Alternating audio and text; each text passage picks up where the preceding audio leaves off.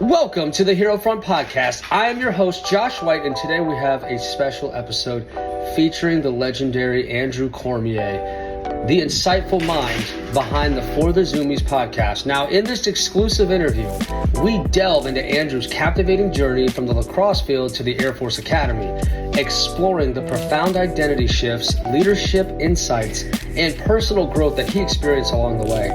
So join us as we uncover the motivations driving Andrew's mission to inform and inspire cadets through his podcast and discover the invaluable lessons listeners can expect to learn about military culture, resilience, and the power of storytelling.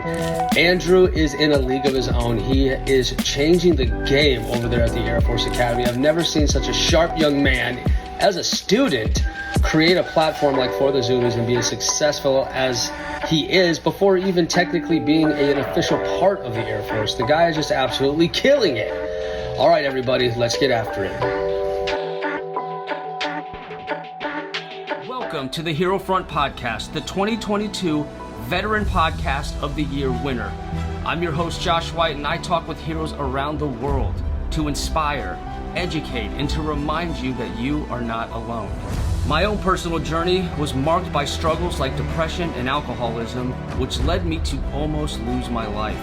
Now, after years of working on myself, I'm now blessed to say I have an abundance of pride and purpose, and I have made it my mission to share and spread these lessons by having insightful interviews with inspiring individuals, emphasizing trust, transparency, and meaningful conversation to drive positive action in our lives. Above all, I aim to inspire you to unleash your inner hero. We all have it in us, and it's time to bring it to the front lines of our lives. Let's get after it.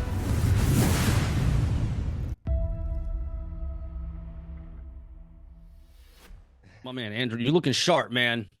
Thank you. Just killing the game. You got the A10 behind you. Bro, where are you right now? I figured because I know you do a lot of video stuff, I was like, I might as well do it in front of a cool mural. This is like a part of the academy that's like a little bit quieter, that I tend to record in because it's not easy to find a place where there's not like screaming cadets somewhere. So right. This is one of the quiet spots on campus, but yeah, it's a pretty cool mural back there for sure. That's really cool, man. Hey, I don't know if we ever discussed topics like with your episode. Did we? I remember there was like an email back and forth. I think it was something like you sent a few and I sent a few, but we never really discussed it straight up. I couldn't find it. I don't know why. I was looking at my Gmail. I'm like, where? I know this exists somewhere. Where the hell is it? So let's talk about the topics now. Is there anything on your heart or mind that, from where you're sitting as a cadet in the Air Force Academy that you could speak on a lot, like something close to you? Well,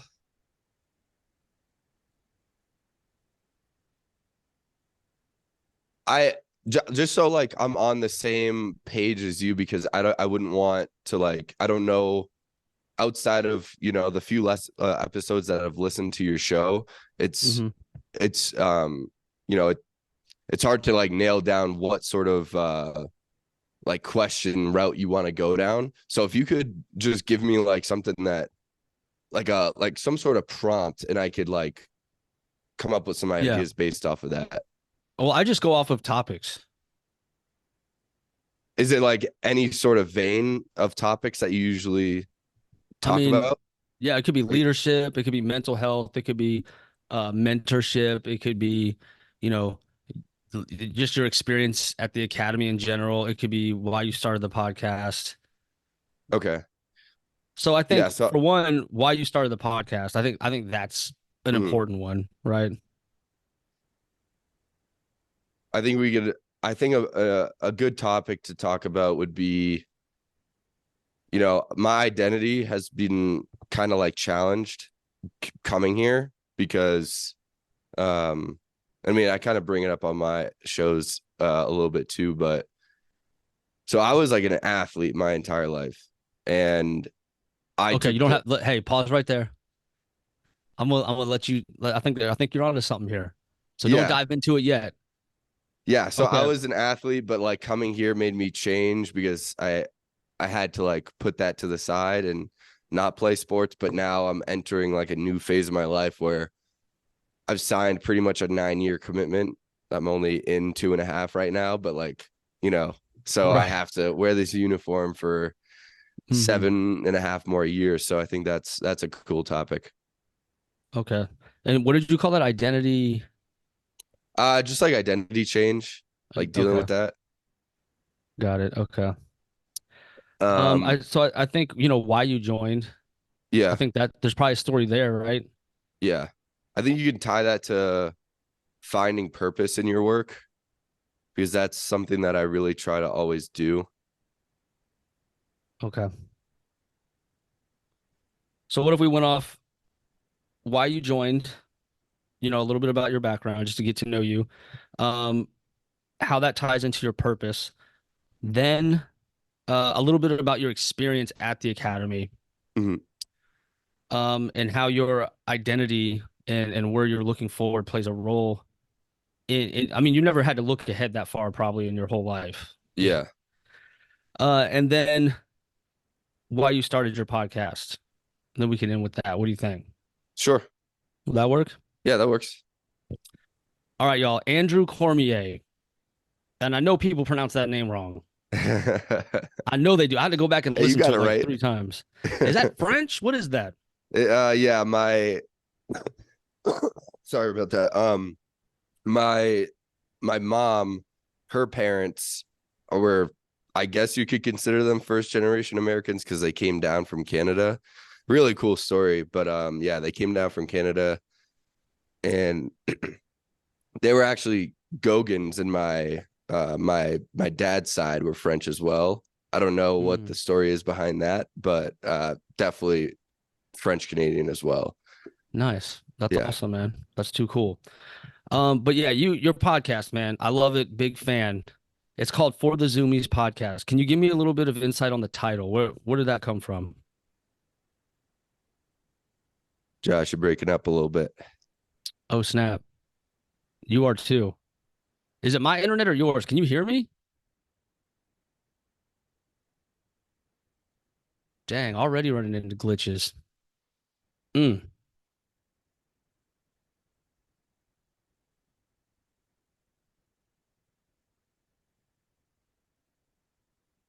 I'm probably gonna have to invite him again. Oh, snap. I can see you at least. I can hear you now. Yeah, that was weird, man. I guess we have a crappy internet. It probably is me, and I'll I tell think you my why. Wi-Fi might have cut out on my side. Oh, okay. I had that. I had it on a. I don't know. My computer automatically connected to the public Wi-Fi, so I just connected to the cadet Wi-Fi. So we should be good now. Sorry about that. No, it's all good, man. And thank you for joining us, Andrew. I know you're a bit under the weather. I mean, you got a nice baritone voice going, and I'm actually running on like 3 hours of sleep. So I took today off to like catch up on podcasting. Completely backfired. There was like 5 tornadoes circling Eglin last night.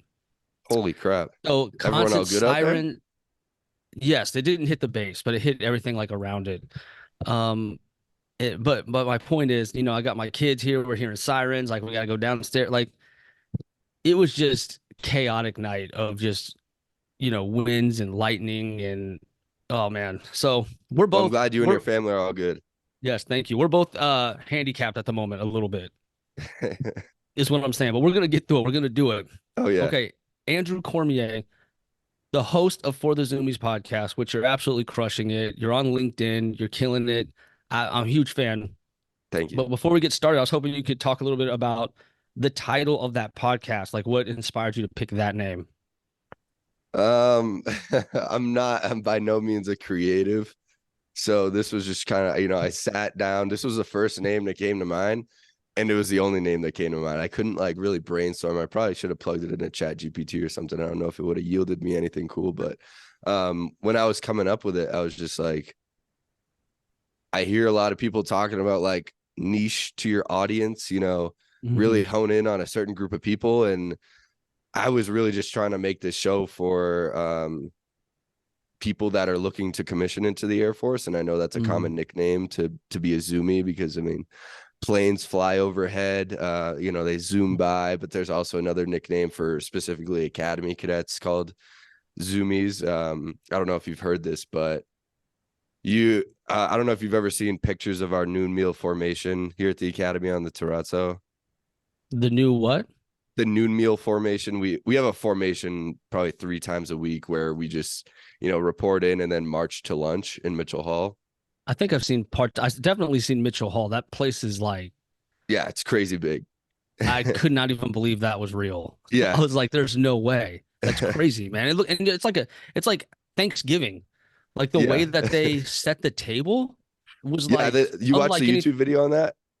Yes. And I knew some, the 12 outstanding airmen of the year always go there. And yeah, I had a friend go there and he captured his whole experience, and that's where I saw it. Yeah. Yeah. So we do a formation and then we march there. But so a lot of times, whether it's sports teams that are coming to visit or reunions, or there's just any civilians on base, they kind of just sit and watch us like we're creatures in a zoo. So that's another place that, the term zoomie comes from. So to be honest, I probably could have like put a little more time in thinking about it, but I really just wanted to get it started. So I needed to come up with a name sooner rather than later. So that's where For The Zoomies come from. No, I love it. And sometimes it's good to not overthink it. I think it's perfect. I think it's spot on. And I didn't know people like gawk at you while you're like in formation. That they do that? Well, what do you mean like gawk? Like I mean, there's civilians watching you essentially. Oh, yeah. Wow. They just sit there and they must think it's really cool, because I mean, right. We're in formation and there's no other place in society really that you can see people do that. But yeah. The only other place I've seen that is Honor Guard headquarters at Bowling Air Force Base. Yeah. Same type of thing. Well, they're doing drill. So like it actually, like they're throwing rifles over here. They're doing, they're carrying the casket over here. They're working out over there. It is a very entertaining like place to spectate. And there's tons of people that just drive there and just hang out. Yeah. Well, I can't say that noon meal formation is anything like Honor Guard or, the people who are actually doing real ceremonies. Honestly, everyone just wants to get noon meal formation over with, to be honest. Oh, wow. Okay. Well, Andrew, thanks for joining us on Hero Front. I was on your podcast. I think I was the second enlisted person to do so. That's correct. Hopefully you wanted me on. I kind of just like pushed my way. I was like, hey, I'm doing this, give me a date. You're like, what? Who are you? I'm like, I'm that guy from LinkedIn. Like, let's do this. You're like, but it's for office. Okay. No, it was a really good show. I'm really happy that you get to share your experience on it. I got a lot of good feedback. Oh, good. That's good, man. All right, Andrew. So, before I start any episode, I kind of come up with the Hero's Gauntlet questions. You have to earn your way into the conversation. And so I've come up with 3 questions we're going to have to get through first. Are you ready for that? Sure. Okay. First question. What's on your mind as you begin to enter the real Air Force? What are some of the things you're worried about? And what are some of the things you're excited about? Interesting question. Well, I'm sure at the forefront of every cadet's mind is the job that they get, because until you're a senior or a firstie here, you don't know what job you're going to get, and all of your metrics of academics, GPA, athletic performance, military performance, they all factor into what job you get. So you're kind of like earning your way to your job. And then again, it's not always confirmed, because I know a lot of people that want to be pilots, they don't earn their pilot qualifications, whether it's because their eyes or some other medical reason. That's probably my primary worry for moving into the operational Air Force, because I really want to be an acquisitions officer or something under the 63 Alpha AFSC. And I don't want to say it would be crushing to not get that, but my whole podcast is about figuring out what jobs are out there and what sort of things you do in a day-to-day in each AFSC. And so I've kind of like done my due diligence of figuring out what I want to do. Now it's just a matter of earning it. Right. And you requested, I'm guessing, right? You probably got like a first, second, third option kind of thing. Yeah, I think it's 1 through 6 actually. I haven't One through submitted six. preferences just yet, but yeah, so that's how that works. So what Um grade are you in? Is that how do you word that? That's probably not what grade are you in. Like what yeah, so it's just like any other college, there's 4 years. So freshmen are called dualies. And then sophomores are called 3 degrees or 3 digs. I'm a junior, so that'll be a 2 degree or a 2 dig, and then a senior is a firstie. so It's you're kind of like almost there. backwards. Yeah, almost there. Year and a half Wow, left. man. That's Eh, amazing.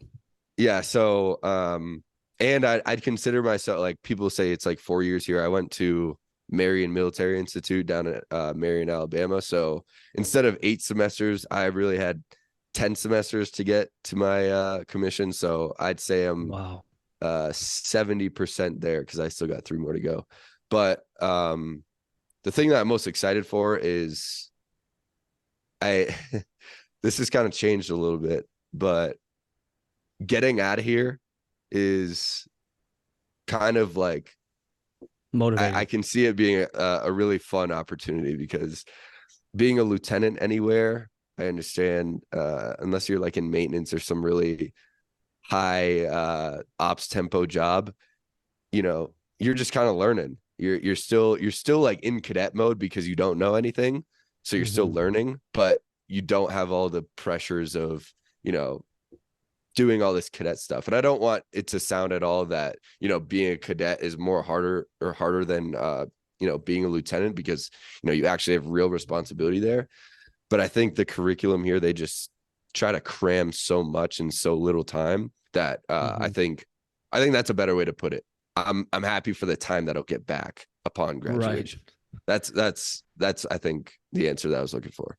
Yeah, y'all, by the time y'all graduate, you definitely understand time management. I mean, my God, you guys got to be the most resilient people on planet Earth because, like, to even get there is a journey in and of itself.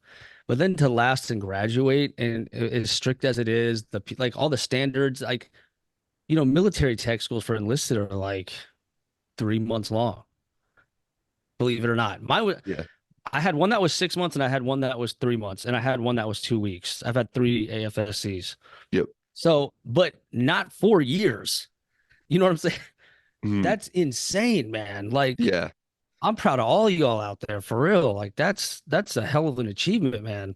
Yeah, no, I appreciate it, and I'm sure a lot of cadets feel similarly that, it is difficult, and a lot of people like doubt themselves a lot of the time that, because it's not, I did not want to come back here I came back last week from Christmas break. I Mm, got 3 weeks home to spend it with my friends. I yeah, hung out with my family. I built a sauna with my dad. Like, it was great. I didn't have to do any of these noon meal formations or assignments or anything right. like that. So It's yeah, hard it's growing it's up, definitely man. challenging. It's hard growing up, especially I remember taking leave between assignments. Like I was in Guam, I was in Okinawa, and in between those, I got to like go home for like 30 days. And it was a hard transition because like when you go back, you feel like your old self, Yeah. right? You're with your friends. They seem so free. They're partying, they're having the time of their freaking lives, and they're Yeah. treating you like you're like a prisoner who just escaped, you know? Like, bro, how much time you got before you gotta go back, man? Like they basically think You're you're in so you're jail. so on point right now. Right? They're talking to you like that. And then you're with your parents and and yeah, you feel like that kid again, with that family environment. And then when you leave, you kind of realize like that's a temporary thing in your life now. And I don't care who you are. That's a hard pill to swallow. Mhm. Like for me, that was brutal. I didn't hit me until after my second base in Kadena when I went home, and before I went to Whiteman Air Force Base. Like as I got on the plane, I remember looking at my family and being like this isn't my home anymore. Mhm. Like it was a weird feeling, you know what I Yeah. mean? So yeah, man. Enjoy those times is what I'm saying. Enjoy those times and maintain those relationships. Like find a way to keep them in your life. That's my advice. Oh yeah. All right. Question number two. Who has been the most impactful leader during your academy experience? I got some good contenders here. I have to say, just off the top of my head, my first air officer commanding, he's just kind of like, so like the cadet wing structure is like you have cadet leadership, but then you have, real officer leadership. And so he was the actual squadron commander of my cadet squadron. He was Major Ryan Rudder, now Lieutenant Colonel Ryan Rudder. He's an A-10 pilot. Um, and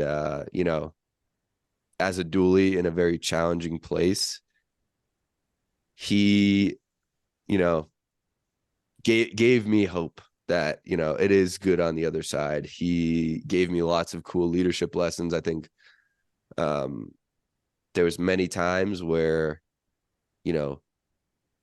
he just has really good discretion. I don't know if I can get into all the examples, but, there was one time where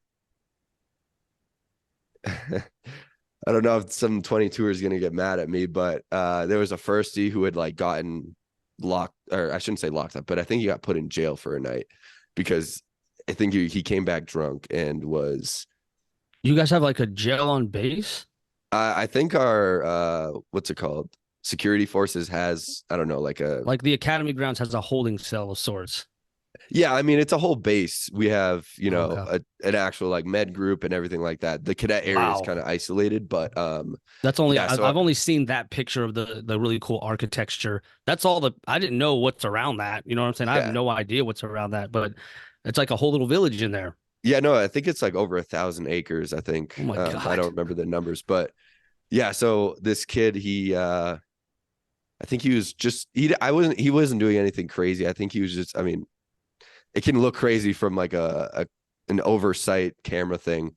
And so he was going up and pulling on the security fence gate and that sort of thing. So he got detained. And other than that, the kid was in great standing, and he put trust in that cadet that he wouldn't do something stupid again. And he uses discretion, referring to Major Rudder here. You know, he made him apologize to the entire squadron, brief what he did, what he's doing to kind of fix the situation. He didn't let him off easy by any means, but, he made an example of this is something not to do because it can have like real severe consequences. But, I'm not just going to punish you for the sake of punishing you. If you learned your lesson, that's the goal that we're aiming for here. And so, little situations like that, there's a lot of stuff about, DE and I here going on, and it's very important to have diversity of thought and to encourage that. And so, but there's other like aspects of it that, and I'm referring to another specific example where there was something a little bit going on, and he had to discuss it. He's like, "Hey, we're all on the same team here." And so after he, told people to not disrespect people, like use common decency, the last thing he ended with was also, I say all this, but also on the other end of the spectrum, because you have to find a middle ground. You can't be on one end of the spectrum, be like, respect everyone, but also, there is a line that you can kind of hover near. Try your best to or try hard not to offend other people, but try harder not to be offended. And I think that's like a good, strong way that he worded it to like kind of have Yeah, I've never heard that. self-accountability. So Yeah, I've never heard that. That's pretty ingenious.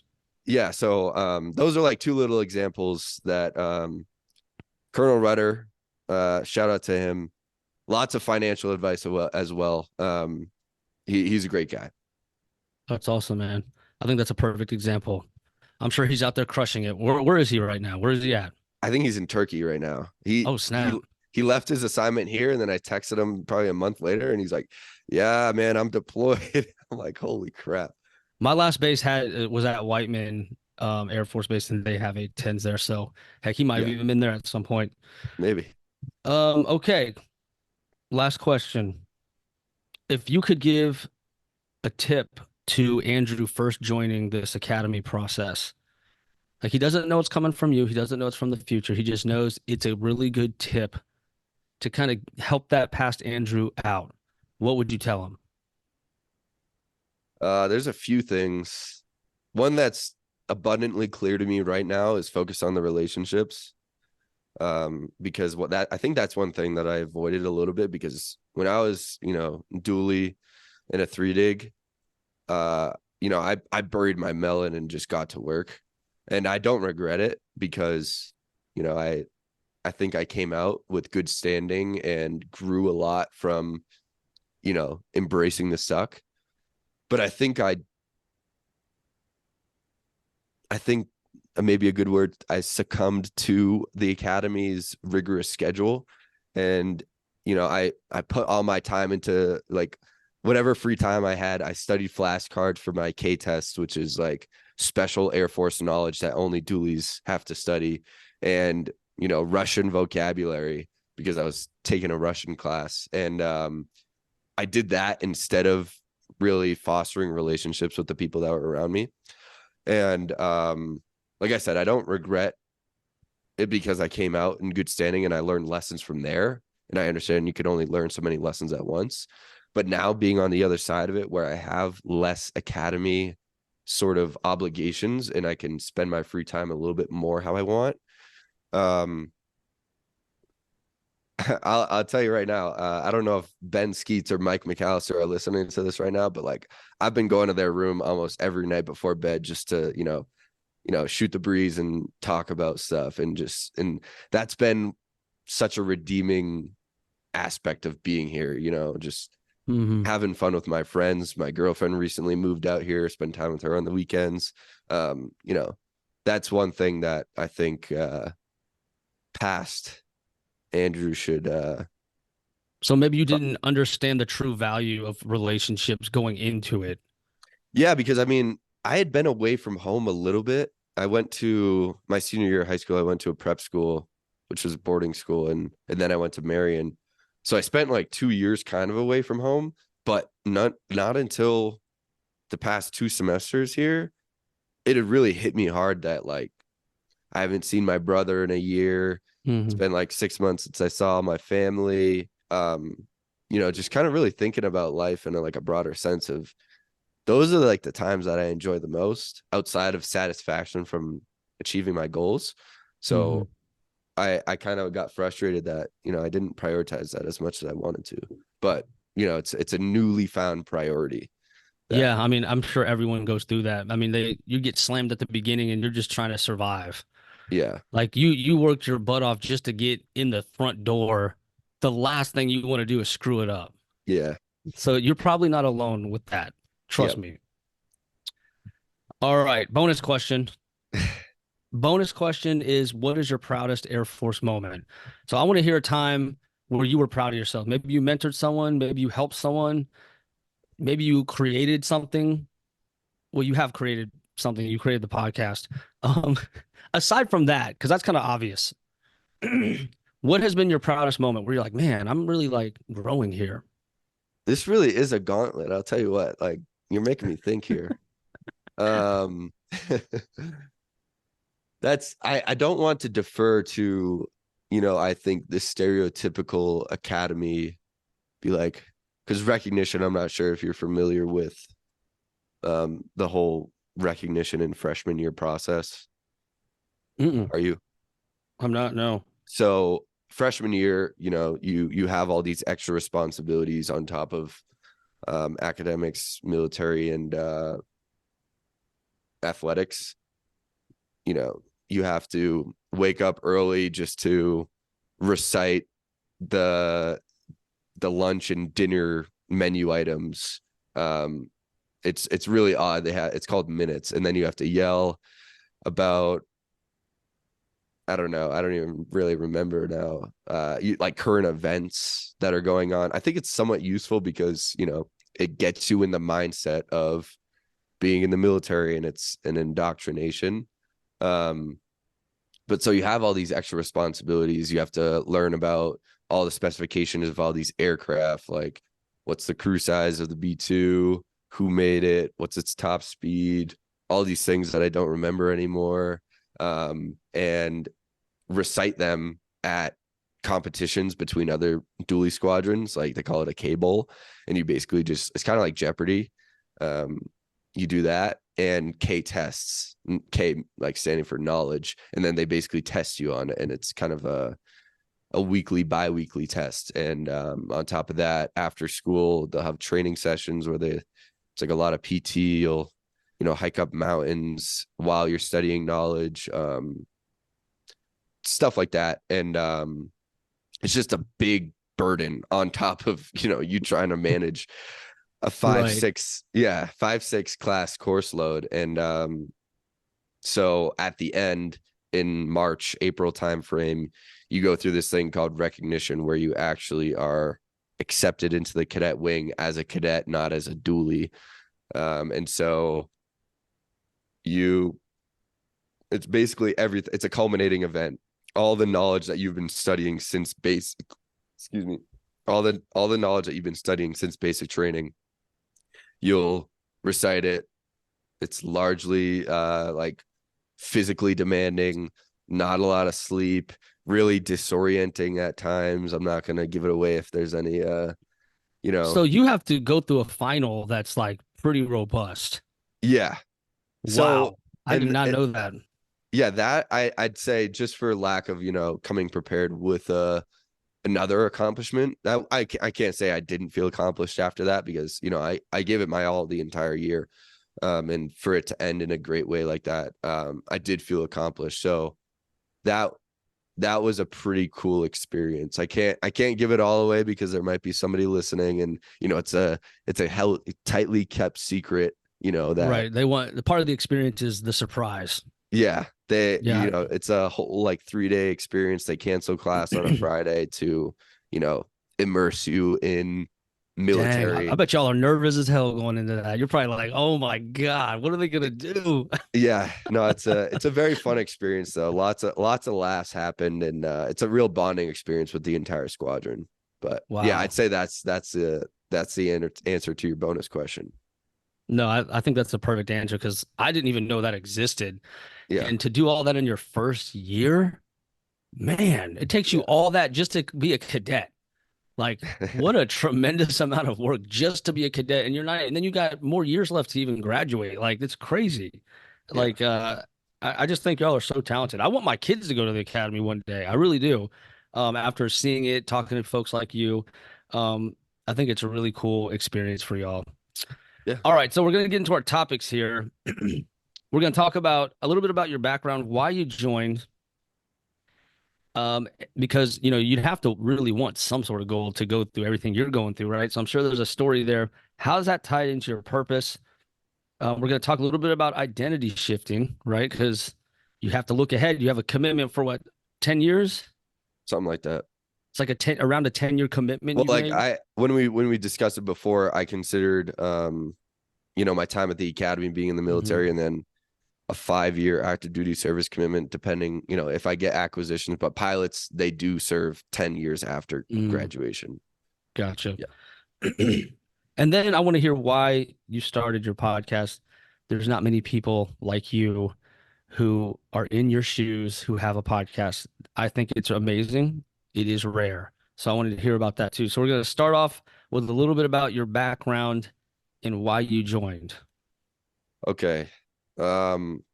So my leading up to the academy was, I had done Marine Corps JRTC in high school, and I'm probably going to get a lot of flack from other cadets who are listening to this, because like they're like, oh, you did JRTC, like you're a nerd.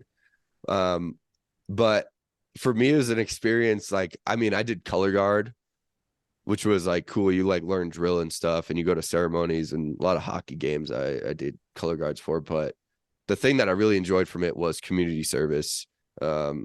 I grew up in the town of Fitchburg. We did a lot of, details for, whether it was a grand opening of something, or we would go on details for the Salvation Army to collect money during Christmas time.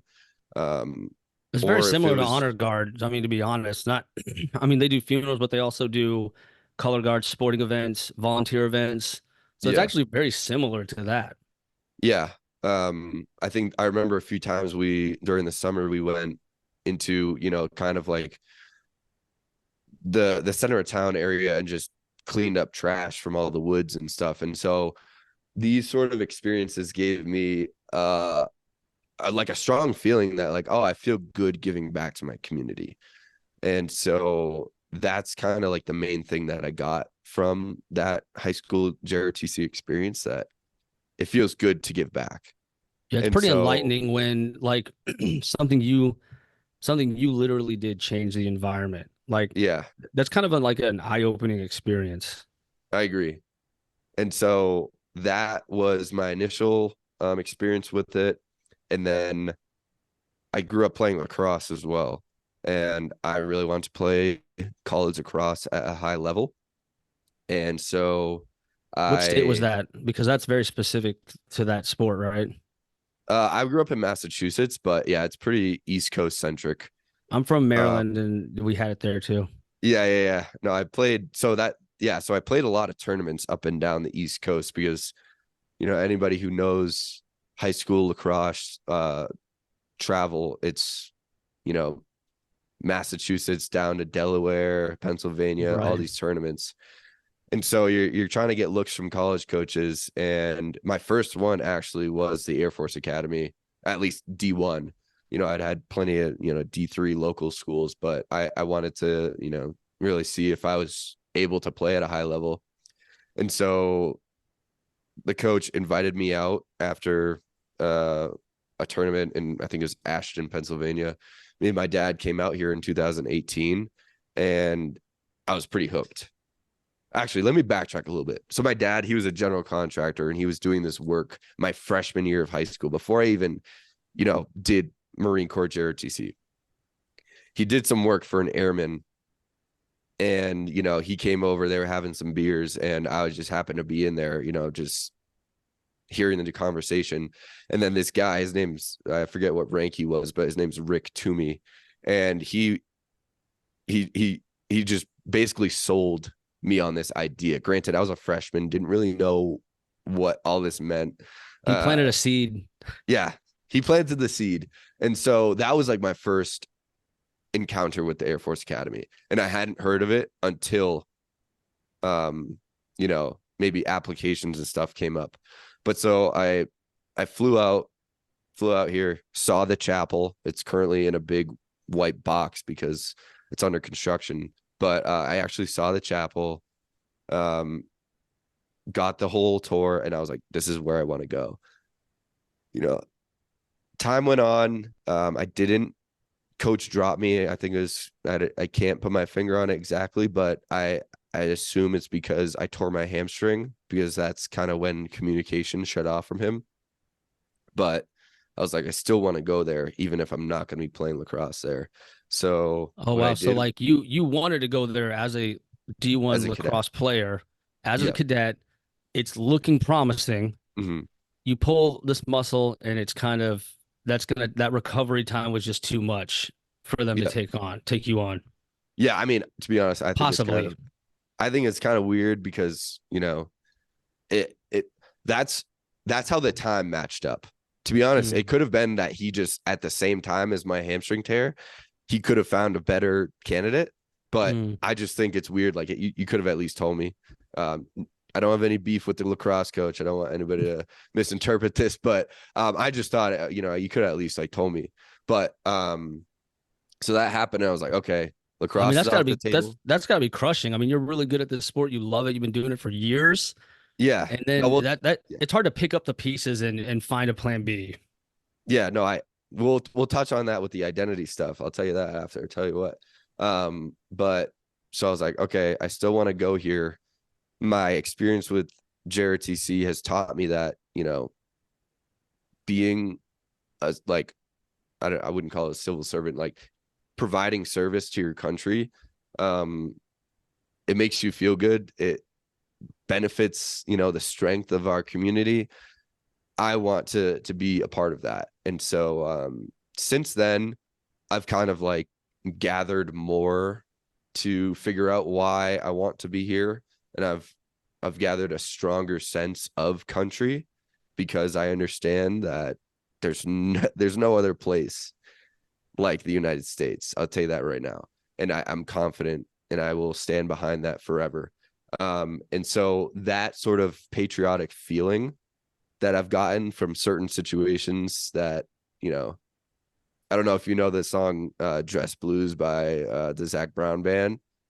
I've heard I it. swear that song brings me to tears every single time just because it makes me think of, you know, the people who lost their lives so that we can have the ideals that we have. We have the document that we have. And it makes me want to preserve that. And so that I think that's the main reason why I'm still here. If that No, answers that's your amazing. question. The history is tremendous. It's Mhm. robust. I have like the whole history on the Air Force written by this really talented guy. I looked him up. Sadly, he passed away. He was like a professor, but it's two massive books, Yeah. huge. And every so often, I'll just go through that book and be like, whoa, like all this work culminated for us to be here at this moment. It's just kind of mind-boggling. Yeah. But so I hope I answered your question with that, but it's been a journey for sure. So it wasn't like your parents served. Like this was your own thing. No, I mean, obviously I can't discount the fact that there's no tuition here. I come from like probably a lower middle class family because my parents were divorced and, you know, splitting assets isn't good for, you know, the net worth. So, you know, we were buying budget things and I was hoping that lacrosse would pay the college tuition, but you know, this worked as well. But So that you're was by paying no with your means. time and not money. Yeah, exactly. So it has to be super hard to get in then. Yeah, it was challenging.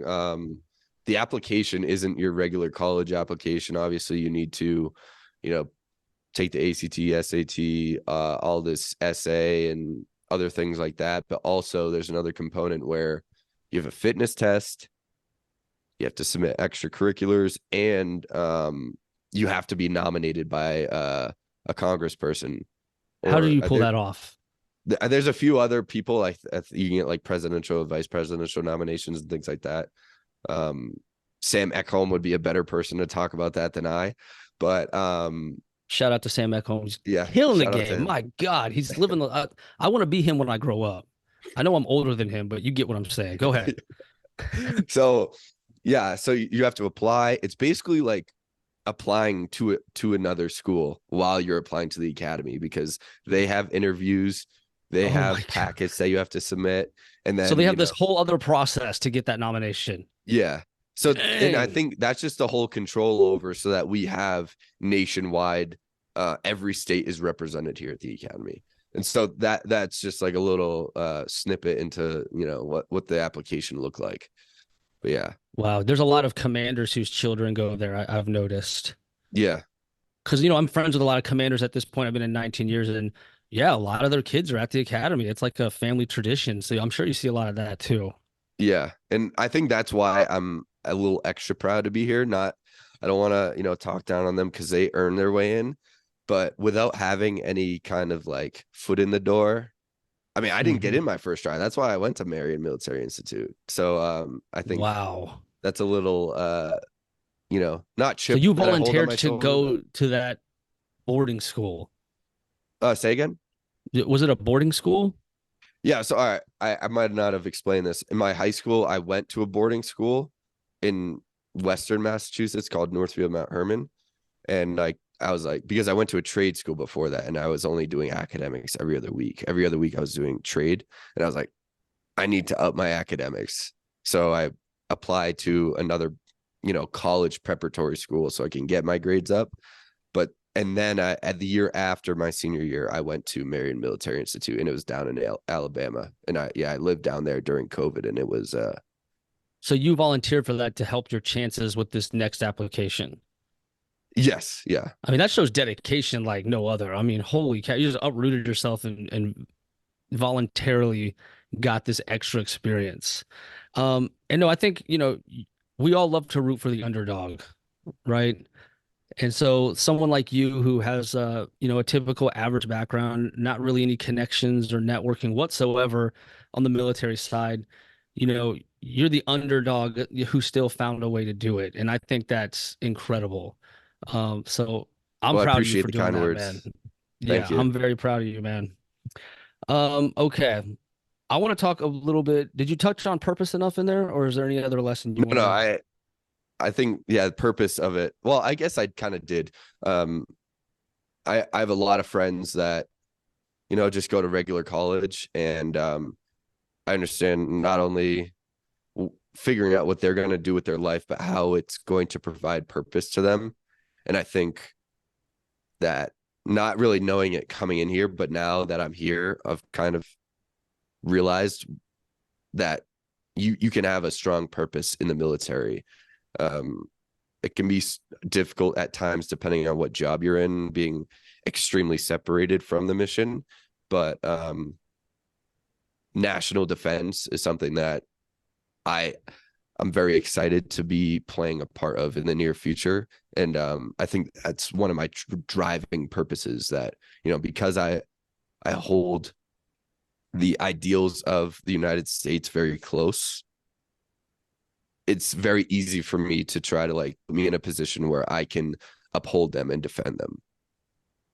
No, man. I mean, you got a strong foundation, Andrew. I mean, you're light years ahead of most. Trust me when I say that. So I'm excited to see what you do when you get to that spot. All right. We talked a little bit about identity change, how it has to shift a little bit, different experiences, different commitments, different plans. Yeah, I know you went through something like that, so I was hoping you could kind of speak on that a little bit for us. sure. Yeah. So identity, like I mentioned, I grew up playing lacrosse. That was my life. My best friend, Jack Isabel, he plays D1 lacrosse now at Canisius in Buffalo, New York. So being home recently, we were reflecting on it, and, every single moment that we were together, we were either eating, going to the gym, or playing lacrosse. Like, those were our three activities. We didn't do anything else. And so Wow. we would spend our entire, free time just trying to achieve this goal of, playing college lacrosse. And we didn't really think beyond that, whether it's pro or whatever. Obviously I had to take a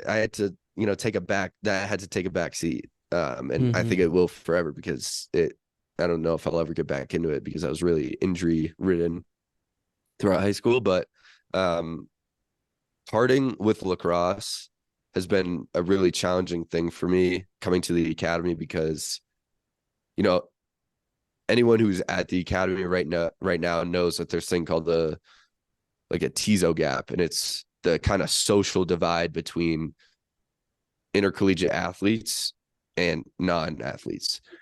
And Oh, so if there's like a difference between the two, they kind of get treated differently. They look at each other differently.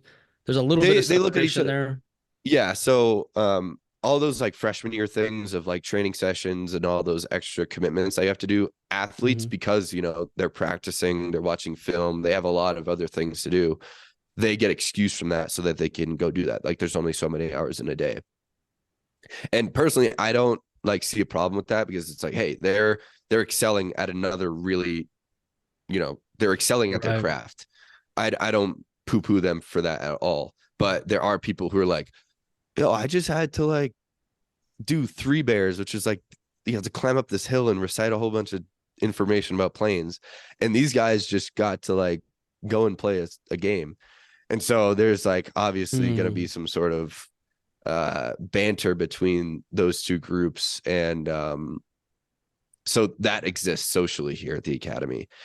And it plays into friend groups as well. And Wow. I was always hesitant to like, be friends with, athletes, because I was like, ah, crap, I don't want it to feel like I don't know how to frame this. I never wanted to feel like I should have been there and I wasn't, if that puts it correctly. I'm still a little, iffy on the wording of this, but I just didn't want to feel like an imposter there.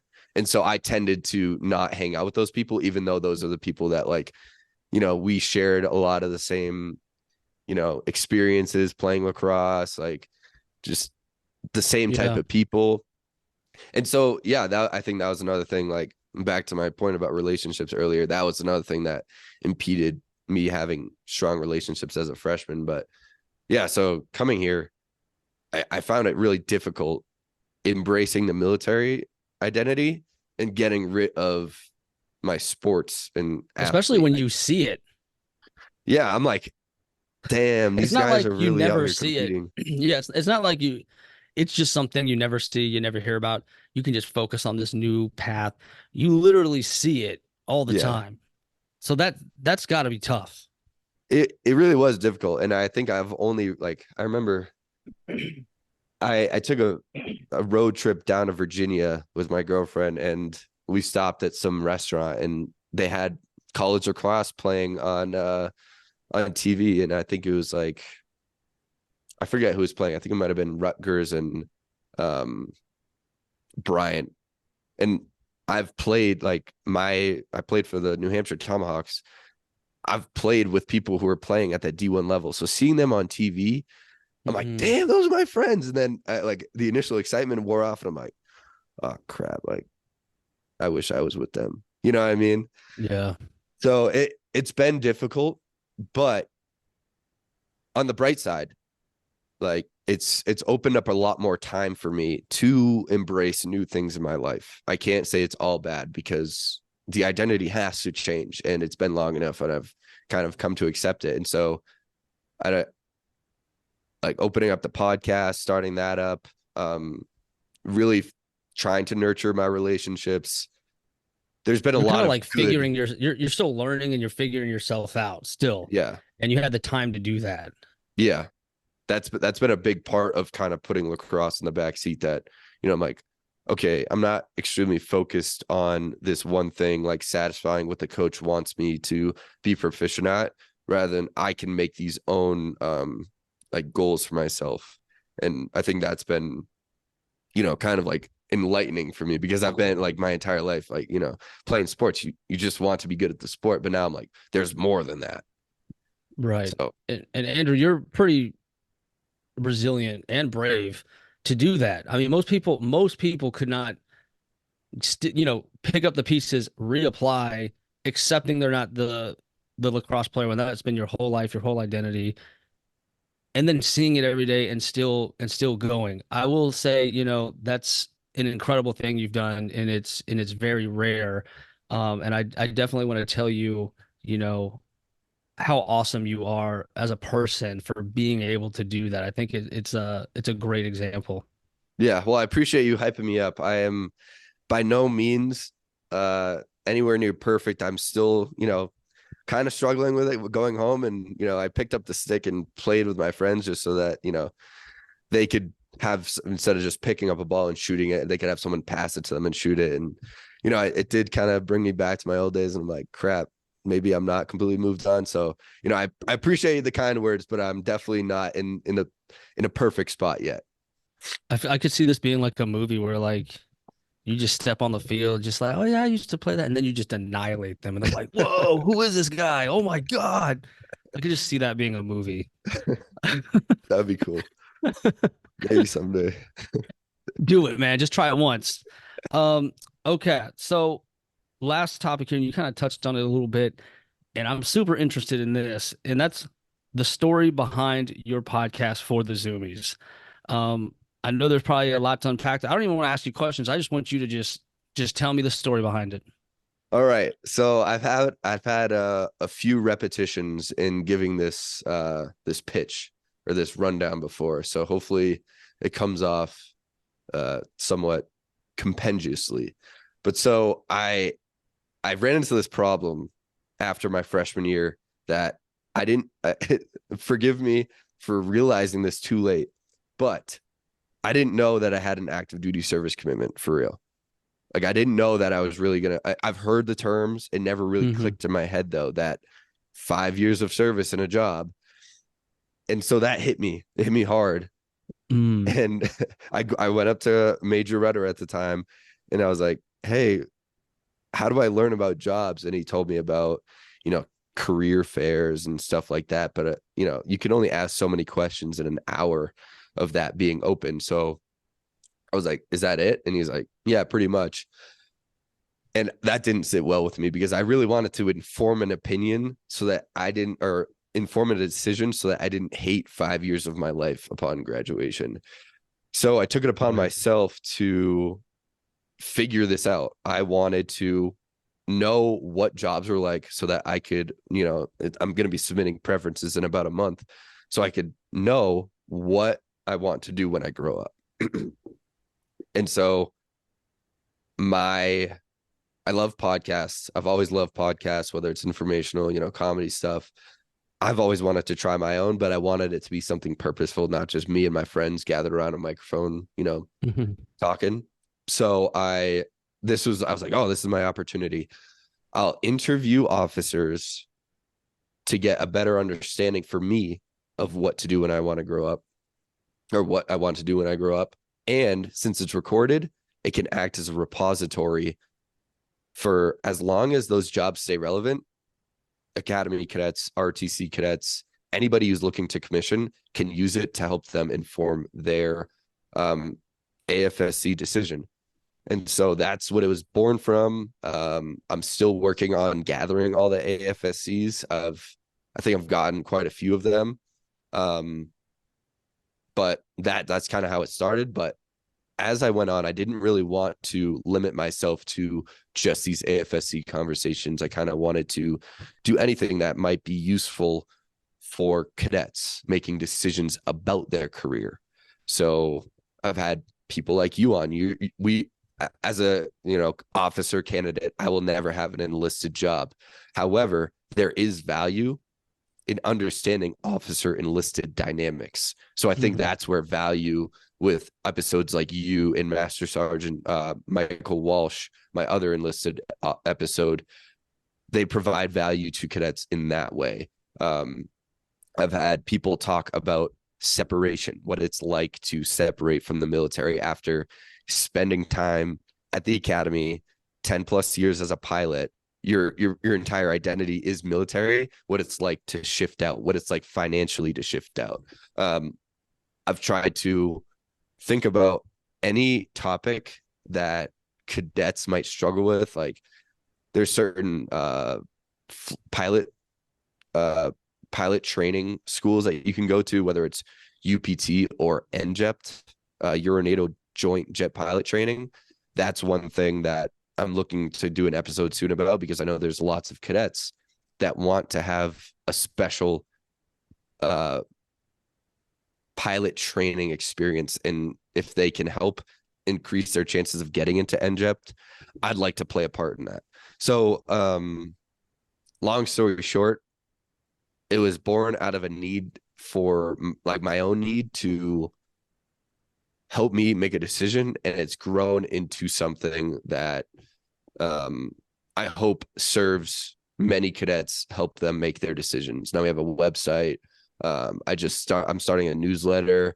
And so I think it's a good way for cadets to get updated, grads to be involved with the cadets, and the Air Force have better job retention and job satisfaction as well. Because if somebody doesn't inform their decision, there's a higher likelihood that they won't pick something that, they actually want to do.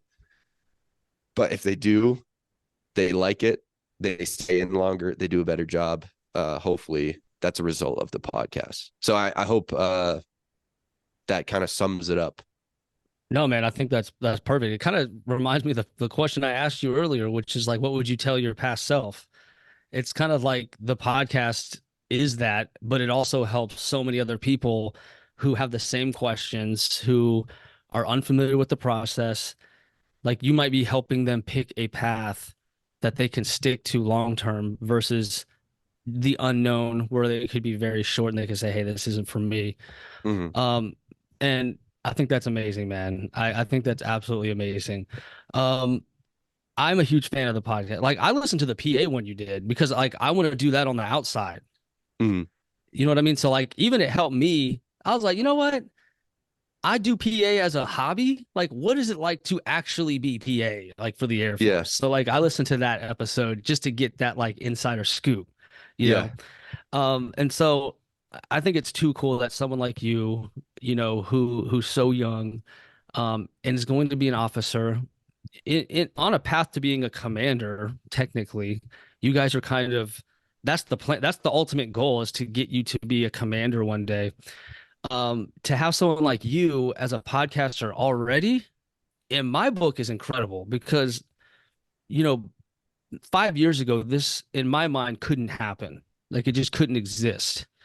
But slowly but surely, having these positive conversations, these educational conversations, have been more accepted, and I'm just so happy and blessed to even see it on the tail end of my career. So you can imagine how happy I am to see someone like you who's like starting out with it. I mean, that's just amazing. Yeah, no, it's like I said again, I appreciate all the kind words. And I want to reflect that back on you as well, because I mean, obviously, I'm a little bit less chronologically advanced as you. However, that should not by any means cast a shadow on what you're doing, because you're doing the same thing, providing, really valuable insights and perspectives into what life is like in the military from many different people. And so I find that extremely useful, because I think a lot of people operate off rumors or one data point, their father, their uncle, their grandfather. They're like, this is how it was when I was in there. And then they run with that assumption. What you're doing is creating a more informed landscape of, okay, this is how this person saw it. This is how this person saw it. This is how this person experienced it. That creates a much better expectation management, and you end up, coming across things that we'd have never thought of anyways. So Right. I just want to shift that compliment back to you, because what you're doing is really special as well. Thanks, man. I appreciate that. It kind of reminds me when you told me about the dynamic of athletes versus non-athletes, right? There's kind of like, we're elite, we're athletes, and it's like, oh, they don't have to. There's a dynamic there, right? Yeah. That had I not been at the academy, I'd never know that exists, right? Times that by 1,000, and that's what it's like being active duty. There's those dynamics everywhere. You know what I mean? Yeah. In the guard, it's a different dynamic. The reserves, it's different. It's different when you're deployed. It's different if you're in the hospital versus the flight line. Like, those things exist everywhere. Yeah. So I think in your same purpose, I think it could also help cadets, officers, people that want to join, understand like things that they may never see coming, like way ahead of time, by hearing like the culture of that organization, um, or that person's perspective and what they went through. Mhm. We kind of have a similar goal alignment in a way, which I think is really cool. Um, I was hoping, you could tell us a little bit about some things that came out of your podcast experience, right? Because when you started day one, I'm sure that looks different than now, right? Like, I know your guest pool has changed. People may recognize you. People may have questions for you. Like, things change as it goes on and as it grows. So, along that journey, has there been any memorable guests or moments or growth that you would like to share with us? First off, obviously it was a great conversation that we had. One of my more candid episodes, I must admit. But I did that on purpose. Like, I was like, because I've listened to enough of yours, and I'm like, I'm just gonna bring it. Like, I'm gonna keep it as change real. the game. I'm gonna keep it as real as possible and just as transparent as possible to just Yeah. shake things up a little bit. Oh yeah. No, you did a great job at it. I've had some really interesting guests on the show. And I don't want to just highlight the general officers to be like, yeah, look at I've, talked to somebody really high up, because I don't think that's the value of it. I think the value of is talking to someone who's really experienced. Mhm. I've spoken with both the previous commandant and superintendent of the school, General Moga and General Clark, respectively. And those were two really cool conversations. I'll highlight the General Moga one, especially because, first off, I think I put a lot of time and effort into that question set that I came up with. And, I tried to highlight his time as an F-22 pilot, the F-22 demo team commander, what sort of challenges there were, because he's a pretty intense guy, and I found it interesting that he was the demo team commander. Like, as a guy who's as intense in that, I would have a hard time believing that he would want to pick the PA mission over flying sorties and like dropping bombs on bad guys. You know what I mean? So that was like one thing that I found interesting with that conversation. But also the commandant of cadets, like, you are in charge of all the training that goes on here. You have your hand pulling the strings for what we spend our time on. And that was a very interesting conversation to have. You're talking about Sergeant Walsh? Well, no, well, Sergeant Walsh is a piece of that for sure. Oh, but okay. because the commandant is in charge of, so this is a step above that. Yeah. So our commandant is a 1-star general. Our dean is a 1-star never mind. general. That's definitely not Sergeant Walsh. Yeah. So yeah, and then our athletic director, he's a civilian. But those 3 people make up, the athletics, the academics, and the military. 3 main things that were graded on here at the academy.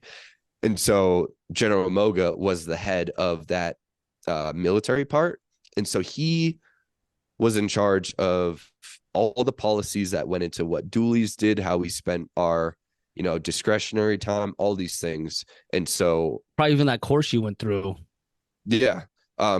Like kind of probing him on why he thought what we're doing is useful relative to, this quote unquote future fight. And so that was a really interesting conversation. But also, I mean, I personally enjoy talking to the recent grads because they can relate a lot more to what's going on here. And it's a lot more usually of a candid conversation, cracking jokes and talking about, dumb cadet stuff that we did.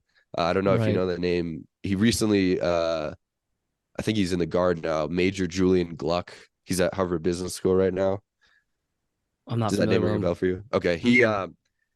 He's an exceptional person, really great guy, high achiever, really funny.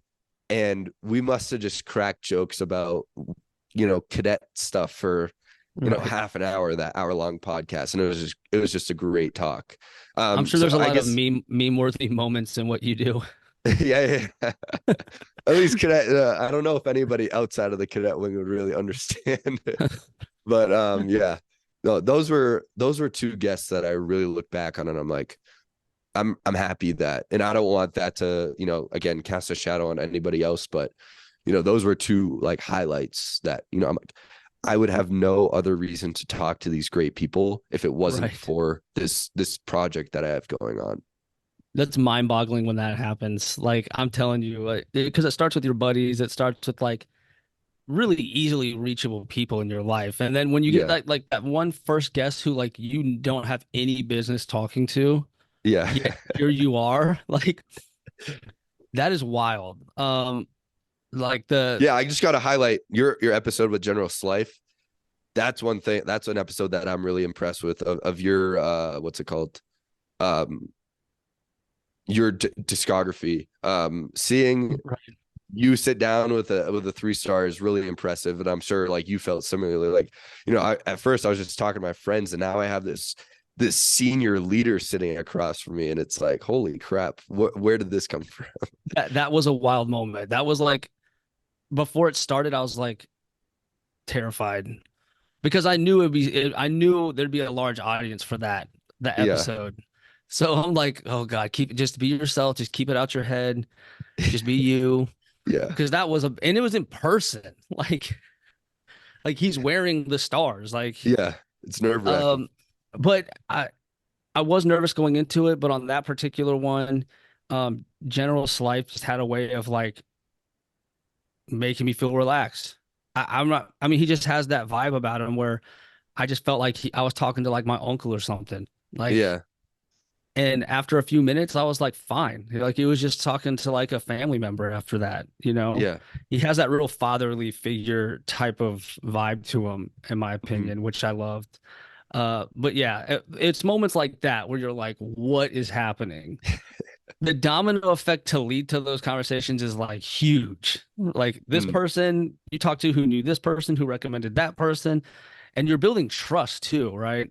yeah. Like trust is a huge part of who you're able to talk to. And you can't, it's like credit score, right? Like you have to have a credit score of 800, but you have to earn that. You can't just sit back and not do anything.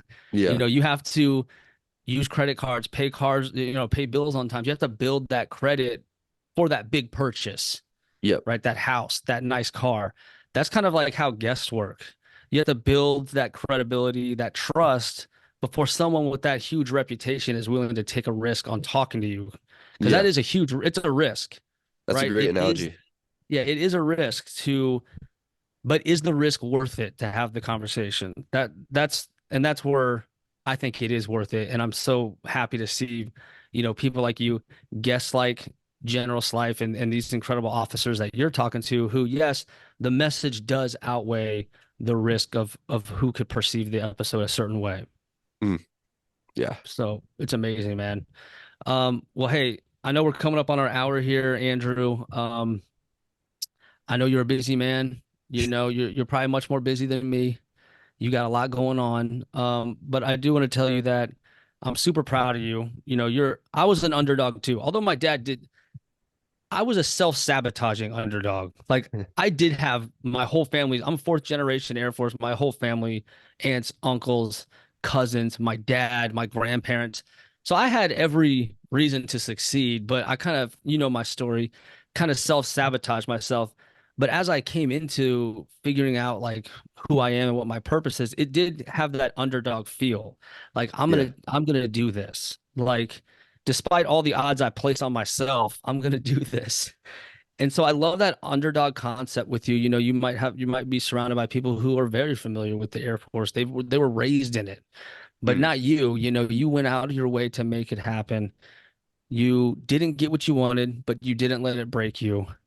You kept going, you kept pushing, and you took this huge risk by starting this podcast, which is very rare. It's very rare. Um, and you're absolutely crushing it. You're setting such a great example on what powerful conversations can bring to the table.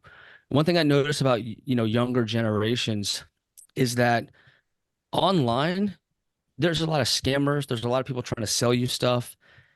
A lot of people just want to get to know you just to get something from you, whether that's selling you something or a connection. You've basically been lied to your entire life. Right. That's how I see it. I mm, didn't have the internet until I was, an adult and had to deal with that. But the internet is full of people just BSing, lying, scammers.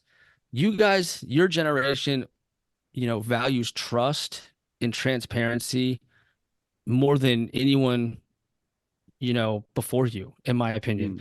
Like you guys really appreciate trust because it's very few and far between, especially online. Yeah. Um, and for you to bring that to the table, to create that safe place for people to share their stories and then their family shares it and their friends share it, and it's a piece of history that's captured forever. So what you're doing is super important. It's super impactful, and I just want to tell you thank you for not keeping those lessons to yourself, but sharing them with the rest of the world. So thank you, Andrew, for kicking ass and being an inspiration for us all. Well, thank you again for the kind words. I I just try to do good. What's that? I think I listen to a lot of Zach Bryan. One of his songs is like, "I do my best and keep truth in song." I Hmm. think that's what I'm trying to do. I think back to like the purpose topic a little bit. I know we're trying to end this episode, but I really want to just add value. That's all I really want, and I really hope I'm accomplishing that. Absolutely, Andrew. Thank you so much. Thanks for anyone who listened till the end. Uh, you got to check out For The Zoomies podcast. The guests he has, the talks he has are super incredible, super enlightening. I'm a fan. Definitely hit him up. Definitely subscribe. But this was the hero's journey of Andrew Cormier, and we're out.